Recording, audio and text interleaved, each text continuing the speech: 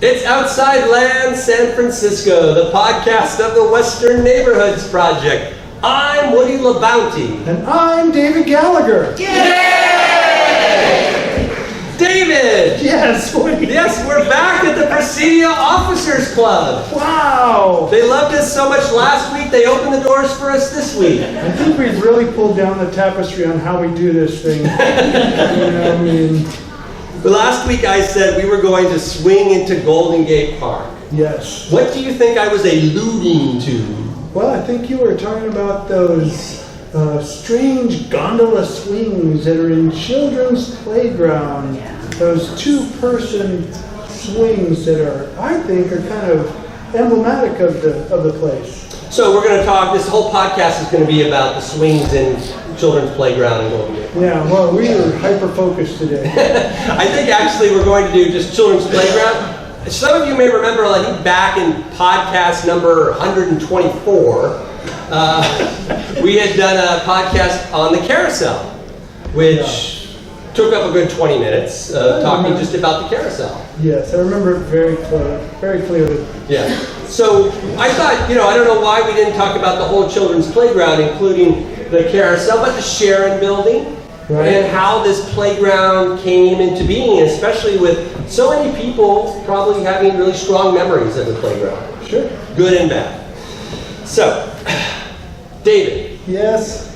Where is the children's playground? So, children's playground is in Golden Gate Park. Good. You're off to a good start. On the southeast corner of Golden Gate Park that's not Kezar Stadium. So it's across the road from Kezar Stadium, and they're kind of straight in from Stanton Street. Right. It's kind of near Hippie Hills over there on Sharon Meadow, which they recently renamed Robin Williams Meadow. Right. Don't name things after people, by the way. I'm just against it. We're going to talk about the Sharon building, but look, I just want to show you why I don't think people should name anything to anybody. Okay. Here's why. All right. The playground, which we call we children's... We just learned about your last name last week. Yeah, LaBounty, yeah. You can name anything you want after that. But the children's playground, we call it children's playground, but its official name is the Correct Children's Quarter. Uh-huh. Because the Correct Family Foundation gave a bunch of money to renovate it, and that's great that they've done that in 2007.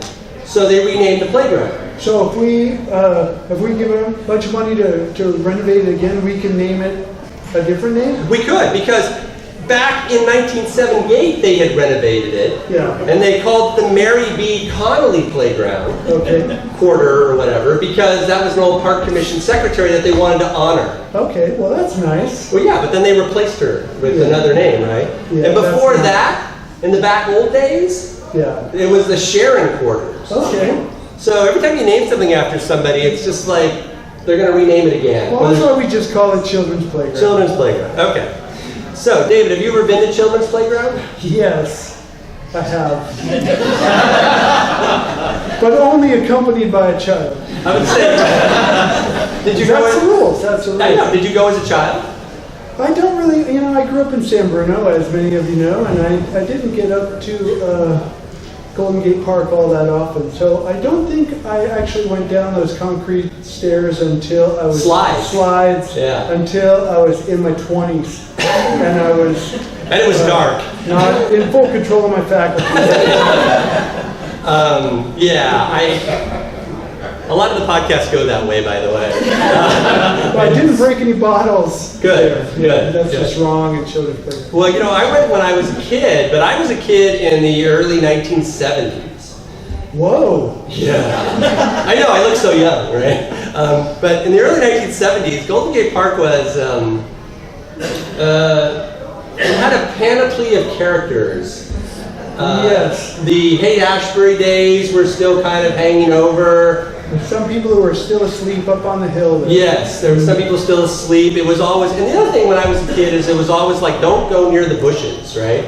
It's dangerous over there. And it kind of was at the time. There were kind of people roaming around. But we had a great time. We loved going to Children's Playground, and we especially liked the concrete slides, which if you people don't know, up on the hillside, there's these slides that go down the hill, but they're made of concrete. Yeah, that's why I thought you called them the concrete That's slides. exactly why I called them that. But you have to bring like a piece of cardboard to go down them, or else your pants are just going to rip the seat out. I learned that. You learned that? When you were in your 20s, yeah. But what else is in the children's playground that you can actually name? I have a picture. The carousel is there. Right. And the Sharon Arts Center, it's called now, is there. And there's, there's a whole lot of other play equipment and stuff. There used to be like a petting zoo. A little farm. A little farm, yeah. Yeah. They have like little bunny rabbits. They have like a little bunny rabbit area that they... Right, I remember that. I did, I say I never went there. I'm sure I went to the carousel when I was a kid. Right. So the children's playground was dedicated on December 22nd, 1888. And it all comes from a bequest by William Sharon, who was, let's say, a man of money and finances, not exactly totally scrupulous, but he served on the Park Commission, I believe, and when he died, he gave, I think it was $50,000 to the Park Commission to use however they wanted. And they came up with a bunch of ideas. Right, they did. One of the commissioners said that he wanted to have a German beer hall to do with the thing. Yeah. And another one, they wanted a lake built. There's already many lakes in... You can't have too many man-made lakes. Yeah, you can't have too many. And I think what they ended up deciding was they wanted a giant granite gate, right? Like an archway? An archway, yeah. Right in front of McLaren Lodge. And they even went so far as to get the granite blocks and start building the foundation and start building this granite gateway. But they didn't. They didn't. I think it was William Hammond Hall who was the first superintendent of the park, and he basically convinced them, he's like, you guys should build a children's playground.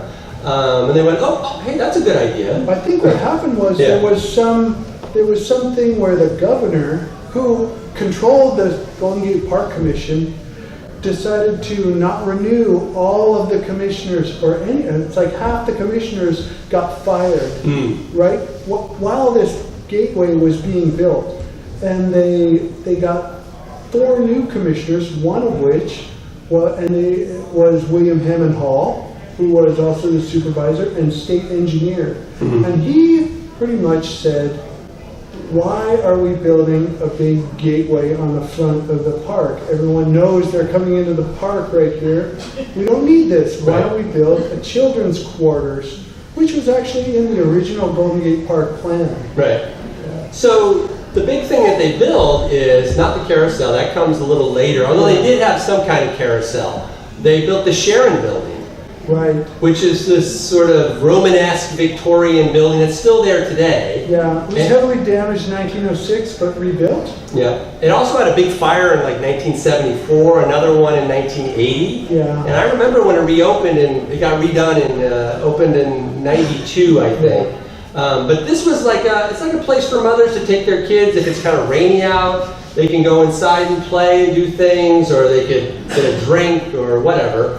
And so it was not that kind of drink. Anyway, so that was kind of like the main feature of it. And then they built a little carousel, which is not the one that's there today, but they had swings, slides, and a donkey and goat carriage cart path. Right. Now, if you look at our website, outsidelands.org, we have a whole bunch of pictures of those donkey rides and goat rides. I don't know if we have a picture here today, but they're like little chariots where the kid sits in the cart and makes the goat go around this path. And later on, they even had elephants there. But I don't think the kids could. I don't think they could ride. No, I don't think they could do that. When it was open on the dedication, the Park Commission president said, all children are invited to this playground, be they rich or poor, each one having equal rights and privileges. And they had a giant crowd, of course. And these slides, we have this picture of these slides that I'm showing here. But you see the one on the left says boys on the side. Yeah. It's like they segregated the slides by boys and girls. some of the stuff that I read about the plans for the buildings was there was going to be a boys' building and a girls' building. Yeah, just, Totally separate. Got it separate. I went to an all-boys high school. Oh, Yeah. did you? And we had our own slides. Oh. Yeah, we did. Did you rip your pants on? I did rip my pants a lot. So the other thing I think that you can see over on the left here, there's a maypole. And that was a big deal because I think adults didn't quite know what children like to do. And there are some reports that this is one of the first big playgrounds that they were ever created in a park in the United States for children. So they knew slides, they knew swings, but then they would do things like build this maypole, which was essentially for them to have May dances and to have mothers dress their kids up pretty and do these May dances. That doesn't sound fun for the kids. No, it isn't. But they put it in there just because. But for years, I mean, that Sharon Meadow and the meadow running right up to Children's Playground was always the site of the May Day festivals. Yeah, the May parades. Oh, here we have a picture of a little farm with the bunny rabbits from like the 50s. And I think the little barn is still there, but the whole farm thing is pretty much gone. Yeah. It's not there. You know what else is gone? And I don't know if you know about these. There was something called the Kiddie Cars. Oh. Kiddie, Kiddie Cars. And there were these little carts that they made a train of, and it was on the hill next to the carousel. And you would go, some people remember, they're not in their head, you would get on the kiddie car and you'd go down this little track. In fact, Jerry Azzaro wrote in, and he remembered this from the mid-40s, and he said they were ordinary wooden metal kiddie cars, just like you could buy at the store, with 2 wheels in the back and a steerable wheel in the front. Kind of like a tricycle, but metal footrests or stirrups were added, and they linked them all together in like cars 8 to 10 long, and it rolled down this inclined concrete path with a horseshoe curve at the midpoint. So he said he thought he was the only person who ever remembered that, and he was really happy that on our website he saw some other people talking about it. I mean, what? Well, I wonder why we haven't heard much more about them. Were there I found one photo. One photo of the kiddie cars. Okay. That's it.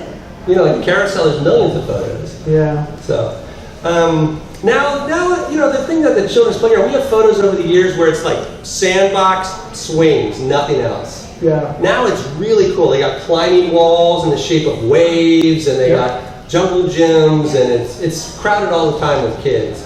There was a big arson that happened in the middle of summer. Do you remember that? Where somebody came in at night and burned one of the structures. Right. They had to raise a bunch of money. But people still love the Children's Playground. It's still very crowded and popular, and lots of really fun memories. I know we have the Carousel podcast, but we should probably mention when that Roman sort of temple structure for the carousel was built. It was actually the same architect who did the ferry building, which is, I think, Arthur Page Brown. Yeah, he designed that. And it opened in, I think it was 1892. So it was pretty early, too. Yeah, and is it the same carousel been there the whole time? No, they've switched out carousels. They've had different carousels. So that one's been there for a little while now. Oh, okay. Yeah. And that's essentially the story of Children's Playground. Do you have anything else to add, David? Always bring a piece of cardboard when you go to Children's Playground. Absolutely true. And now it's time for Listener Mail. They're asleep. If you have, in the live audience, you have a question for us, you can go over to that microphone and we will take your question. Please go ahead. But before you get there, David, how do people contact us to give listener mail? Well, you can write an email to podcast@outsidelambs.org. Okay. And we'll get it, and we'll answer, promise. And we have a question. Hi. Hi, my name is Anis LaRosa, no space between the law and the Rosa. Do you emphasize the Rosa? Sure. Okay, good. And my question is for Woody. Where did you buy those shoes? Those are great shoes. Well, he's asking me where I bought my shoes. Yeah.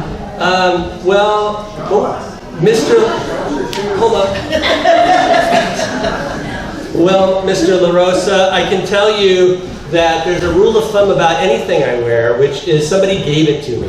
I don't buy clothes. I have 2 brothers who are also 6'5" and wear size 13 shoes, and I get everything from them.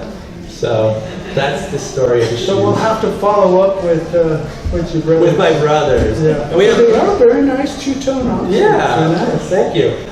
Thank you for the question. I have another, David, also, we had somebody write in, let's see, this man's name is Tim McIntosh. Yeah. And he wrote in about we did the podcast about the Rolls Royce. The guy wrote in about the Rolls Royce abandoned on the beach. Yes. And Tim says, let me get this straight. There was a YMCA counselor with these kids as they were stripping the rolls.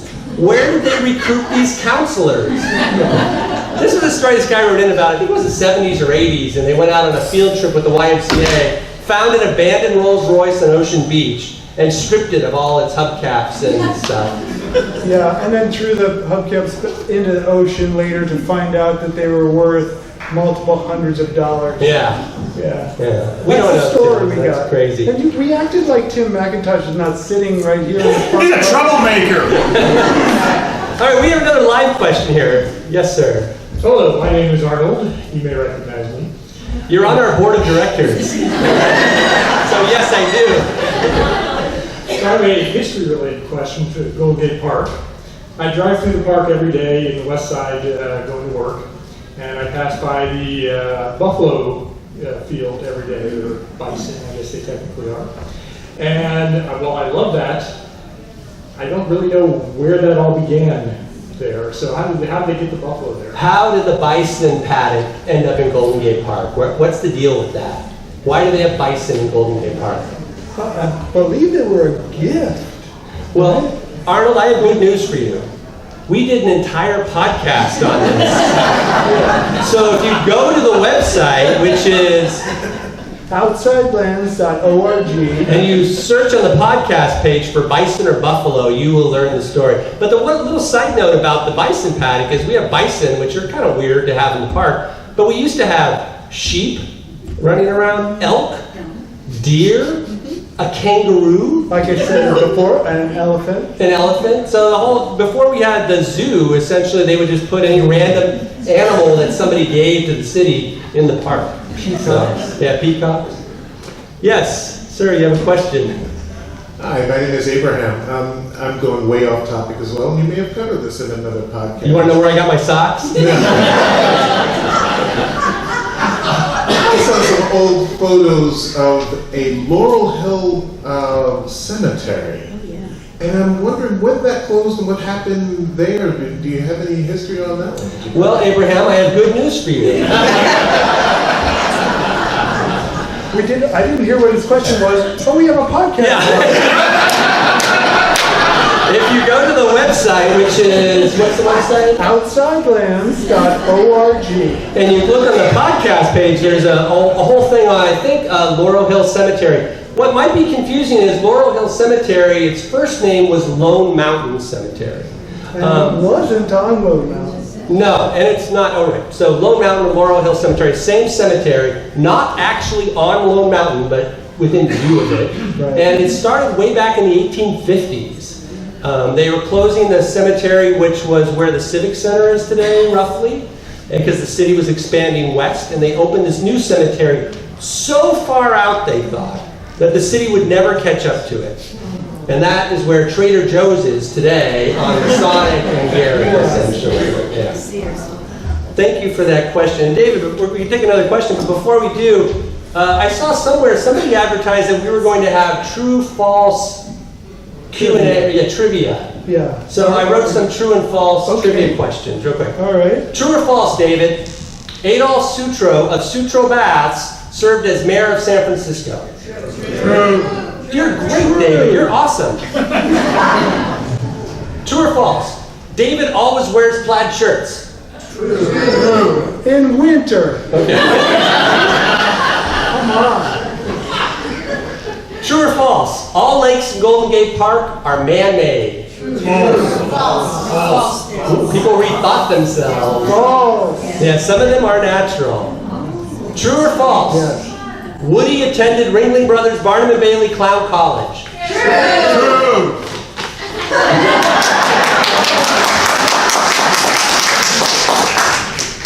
True or false? I just showed a picture of I you. know.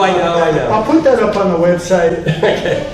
True or false? The Forest Hill Station, Muni's Forest Hill Station, was originally called Laguna Honda Station. True. If you go to the station and look up on the cornice, you can see it actually inscribed there, Laguna Honda.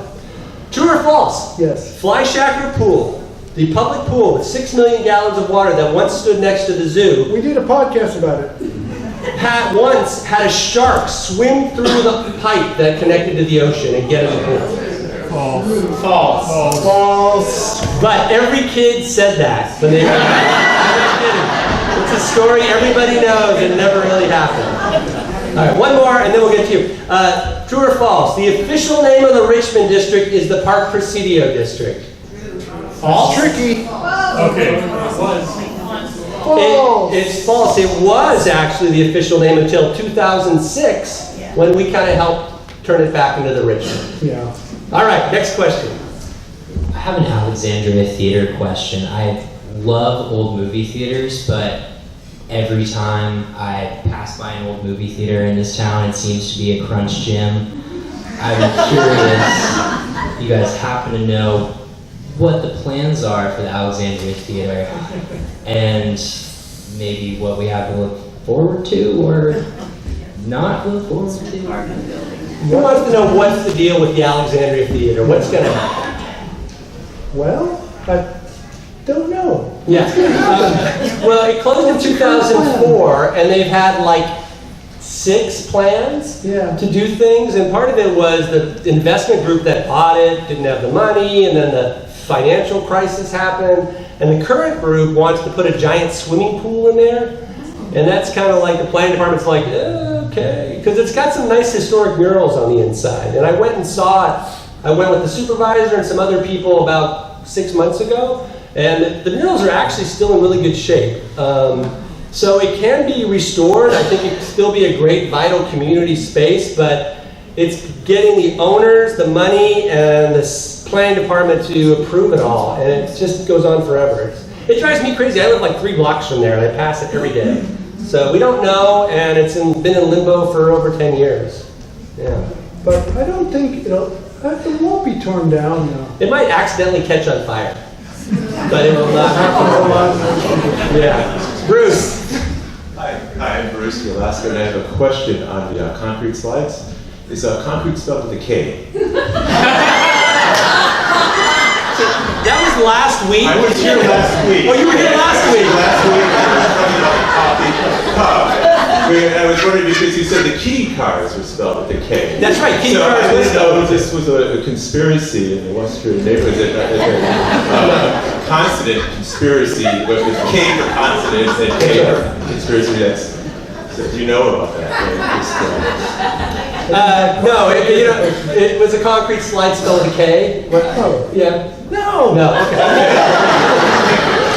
But anyway, you know what, just a little aside, we talked about the coffee cup last week. There was actually another little coffee restaurant at Playland around that time that was called the Crazy Cat Coffee Cup. All K's. So that was just a thing at the It was time. a winning idea. Yeah. Okay, yes. My name is Frances Gorman. Is there anything left of Carville with a K? No. Carville was with a C, and there is one Carville house left.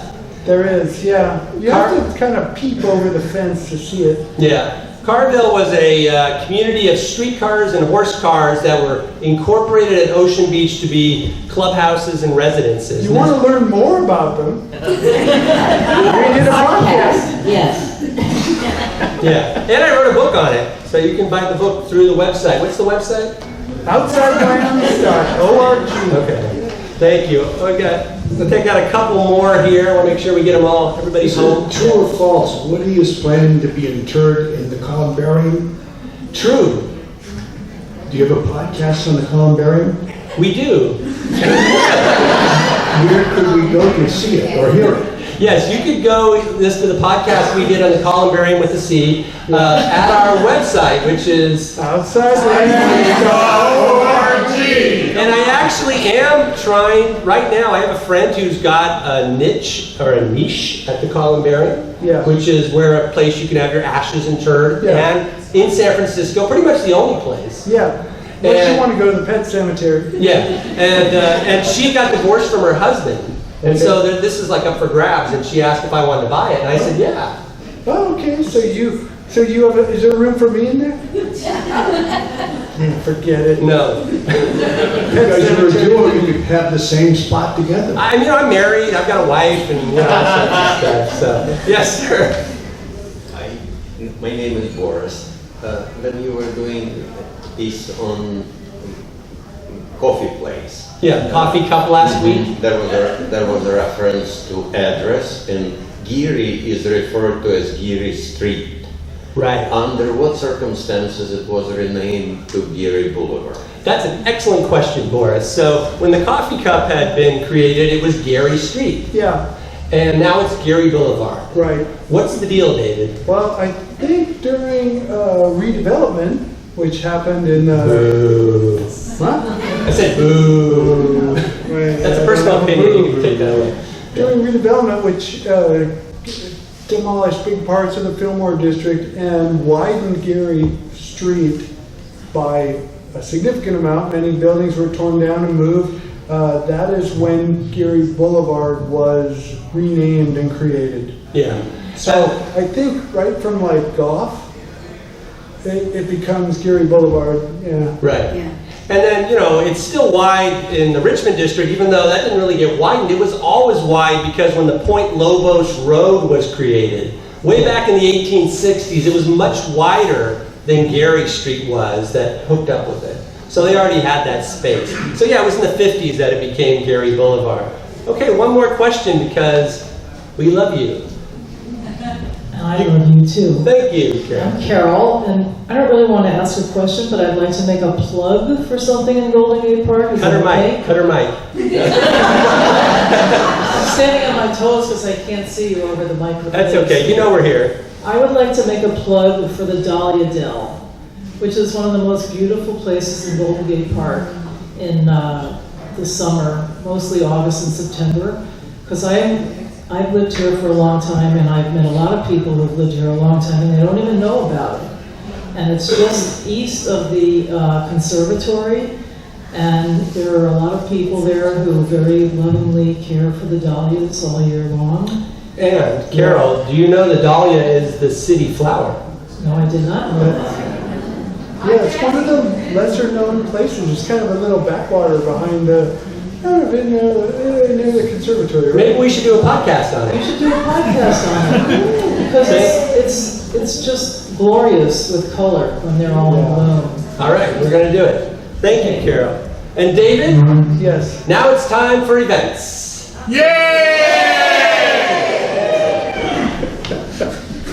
Well, do we have any events coming up? Yes, we do. All right. We have our open house, which is on Saturday, February 3rd. At our new place, our beautiful new place, which is going to be all pretty and spick and span for everybody.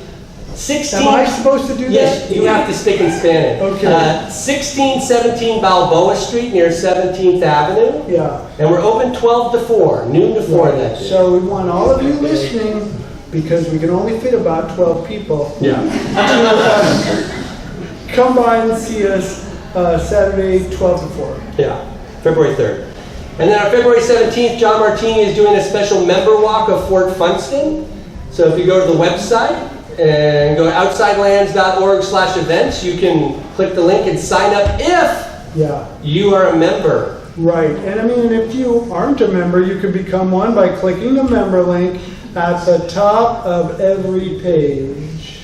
And why would somebody possibly do that? Just to go on this walk? Or what else? It's worth it. I mean, John Martini is one of the most amazing tour guides. He's so full of information. Just the walk itself is worth the membership price. Okay. And I don't usually talk about what something's worth or anything, because here it's an intangible thing to donate to Western Neighborhoods Project. You just feel good about it, really, because you're helping us tell the story of your neighborhood, right? I'm kind of choking up right now. Yeah.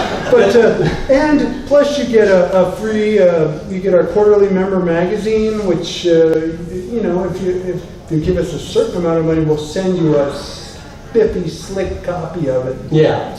That's great. I think that's great, David. If people should become members, they go to the website, outsidelands.org, click the become a member link, and join It's our right community. under the great big donate button. Yeah, okay, great. So, David, I have a preview for next week.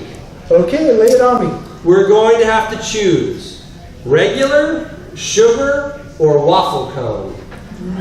Wow, sounds like a very sweet podcast. All right, well, I'll see you next week. Thank you, Ian Hadley. Thank you, Presidio Trust and the Presidio San Francisco. Thank you all for coming. Yay!